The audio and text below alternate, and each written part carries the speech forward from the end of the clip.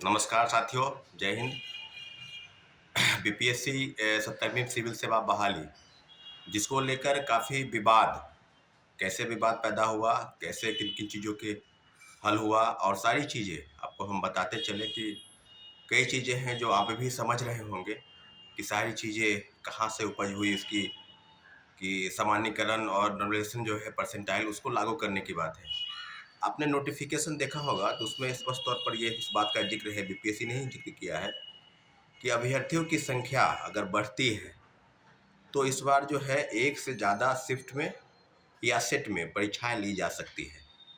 पूरी तौर पर वो इस बात का जिक्र भी कर रहे थे कि सामान्यीकरण लागू हो सकता है और इसके एवज में उन्होंने जो शिक्षकों की एक मीटिंग भी बुलाई थी।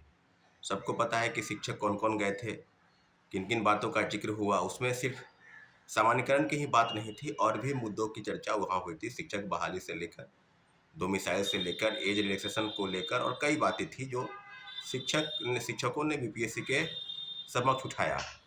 लेकिन मोटा मोटी बात किया जाए तो नॉमिनेशन को लेकर ही विवाद था और नॉमिनेशन को लेकर बीपीएससी प्रतिबद्ध थी कि इस बार जो है हम एक से ज़्यादा शिफ्ट में परीक्षा कराएंगे और पूरी तरीके से शिक्षकों को भी अवगत करा दिया। कई शिक्षक जो अब इस बात को कहने में कोई दिक्कत नहीं है, इसलिए क्योंकि शिक्षकों का जो पर्दाफाश है, शिक्षकों का जो काला करतूत है, उसका पूरा खेल और पूरा नाटक अब बिल्कुल सामने आ चुका है। एक मीडिया चैनल के माध्यम से, एक मीडिया चैनल के दिए गए इंटरव्यू में, जिसमें बीपीएससी के सचिव ने स्पष्ट तौर पर कहा कि दोनों शिक्षक पटना के निचले स्तर पर खान सर ने नॉमिनेशन को सपोर्ट किया और नॉमिनेशन का सपोर्ट वो कर रहे थे कि मल्टीपल सेट, 8 सेट, 10 सेट का भी क्वेश्चन दीजिए, कहीं कोई दिक्कत नहीं है। तो बीपीएससी ने समझा कि जब खान सर और भी कोई कई शिक्षक उसमें समर्थन कर रहे थे तो पूरी तरीके से ये मान के चले कि अब छात्रों को भी कॉन्फिडेंस में ले लिया जाएगा।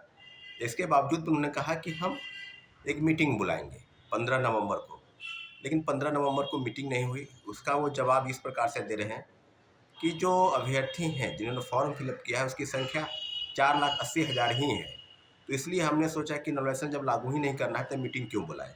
तो पूरी तरीके से बीपीएससी इस बात को साबित करना चाह रही है कि बीपीएससी ने नॉमिनेशन को लेकर कोई विवाद नहीं। नॉमिनेशन को लेकर आपने पत्र भी लिखा, शिक्षकों की मीटिंग भी बुलाई और कई कई चीज़ें मीडिया से भी बात कर रहे थे तो उन्होंने कहा कि हम एक से ज़्यादा शिफ्ट में परीक्षा करा सकते हैं अगर संख्या बढ़ेगी तब।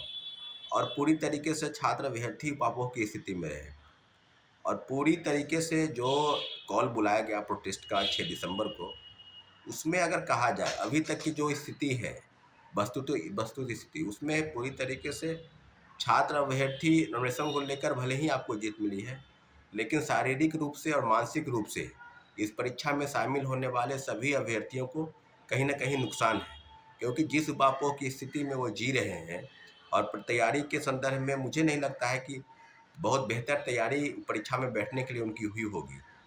इन्हीं सब मांगों को लेकर हम लोग बीते 3-4 दिनों से लगातार बिहार के डिप्टी सीएम श्री विजय सिन्हा जी और बीपीएससी के डेलीगेशन के रूप में कई चीज़ें बीपीएससी को अवगत कराया, लेकिन बात को उन्होंने इस प्रकार से किया कि नहीं, हम तो 13 दिसंबर को ही परीक्षा लेंगे।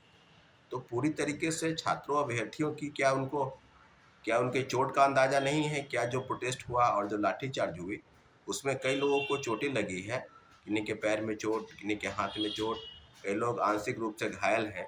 तो कम से कम उनको शारीरिक लाभ के लिए कम से कम 10 से 15 दिन समय तो मिलनी चाहिए और इसकी संख्या 1-2 नहीं, सैकड़ों की संख्या में अभ्यर्थी है जिनको काफ़ी गंभीर चोट लगी है। आज बीपीएससी और जो जो क्रेडिट था, जो लाठीचार्ज हुआ, उसके बाद नॉमिनेशन को लेकर क्रेडिट लेने का हो, टीआर आपने देखा होगा कि कैसे कैसे और पूरी तरीके से अपनी बातों को सरकार के समक्ष ले जाने का जो प्रयास था वो बीपीएससी अभ्यर्थी द्वारा दिए गए प्रोटेस्ट के कारण ही था कि हमारी मांग है कि हम सामान्यीकरण को लेकर बीपीएससी से एक नोटिफाई चाहते हैं। और बीपीएससी अगर 2 दिन पहले, 1 दिन पहले भी कर देती, अगर चिट्ठी निकाल देती, जो चिट्ठी उसने प्रोटेस्ट के बाद निकाला, तो बात को यही बात है, वो चिट्ठी नहीं निकाला उन्होंने। प्रोटेस्ट के बाद जो चिट्ठी निकाला एडमिट कार्ड को लेकर और एक शिफ्ट में परीक्षा कराने को लेकर, एडमिट कार्ड प्रोटेस्ट के 1 दिन पहले रात में और चिट्ठी जो है वो प्रोटेस्ट के रात में। और पूरी तरीके से इसमें शामिल जो 2 शिक्षक थे, खान सर, उन्होंने पूरी तरीके से इस आंदोलन को हाईजैक करने का प्रयास किया। वो नाटक कर रहे थे। इसका पूरा पर्दाफाश पटना पुलिस के प्रेस नोट और डीएसपी के वीडियो फुटेज और एक मीडिया चैनल के दोनों बयान, शिक्षक का बयान, छात्र नेताओं का बयान और पूरी तरीके से बीपीए सचिव का बयान इस बात को साबित करता है कि इस मामले को पूरी तरीके से हाईजैक किया गया। उनको छात्र अभ्यर्थियों के हित से कोई मतलब नहीं था।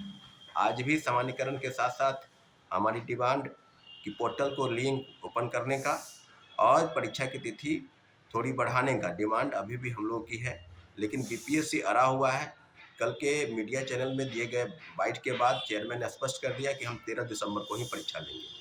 तो साथियों, आप आश्वस्त हो जाइए कि जितना भी प्रयास हम लोग का था, हम लोगों ने परसों 3 दिन से लगातार हम लोग प्रयास कर रहे हैं कि मुख्यमंत्री जी से अगर इस बातों को रखा जाता तो निश्चित रूप से हमारी बातें हो जाती। लेकिन बीपीएससी डिटरमाइन है, सत्ता पक्ष हो या विपक्ष हो, किसी प्रकार से छात्रों अभ्यर्थियों की सूझ लेने वाला कोई नहीं है। तो पूरी तरीके से आप लोग, हम लोग, सब लोग आश्वस्त हो जाए कि परीक्षाएं देनी है।